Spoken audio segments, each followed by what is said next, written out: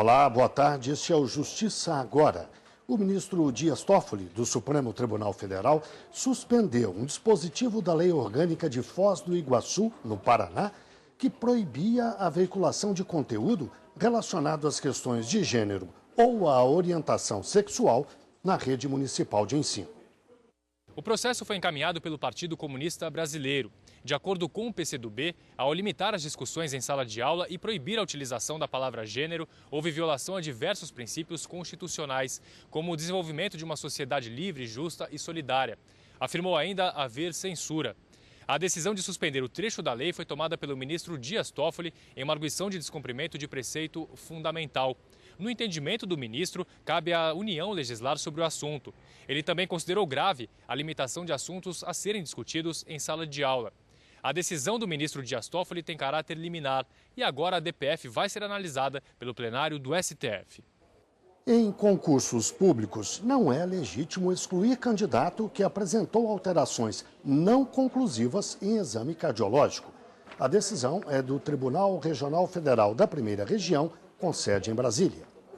A decisão foi proferida por unanimidade pela 5ª turma do Tribunal Regional Federal da Primeira Região. Na prática, foi mantida a decisão da Justiça Federal de Brasília, que anulou a exclusão de um candidato do concurso para o cargo de agente penitenciário federal. De acordo com o processo, o candidato foi aprovado em todas as etapas do certame, inclusive nos testes de avaliação física, mas acabou sendo excluído na avaliação médica em virtude de um dos resultados apresentados, o exame que monitora a pressão arterial.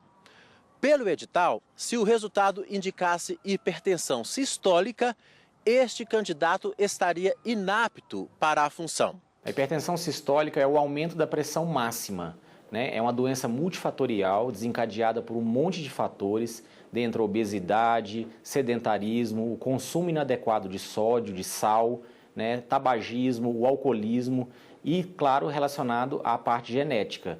O Ministério da Justiça, responsável pelo concurso à época, sustentou no tribunal que não houve abuso ou desvio de poder ao eliminar o candidato, porque o edital previa que o cargo de agente não poderia ser assumido por quem sofre de pressão alta.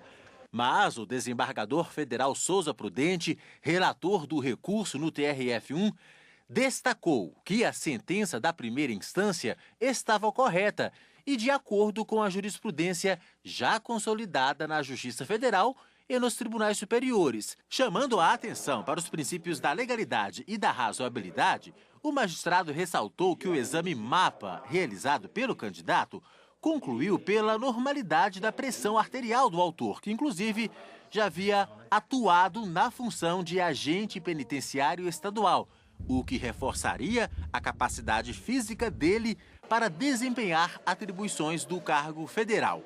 A decisão esclareceu ainda que alterações momentâneas em exames cardiológicos não são suficientes para eliminar candidatos de certames públicos.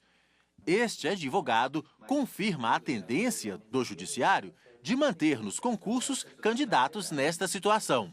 O judiciário ele vai examinar exatamente a legalidade dos atos da administração.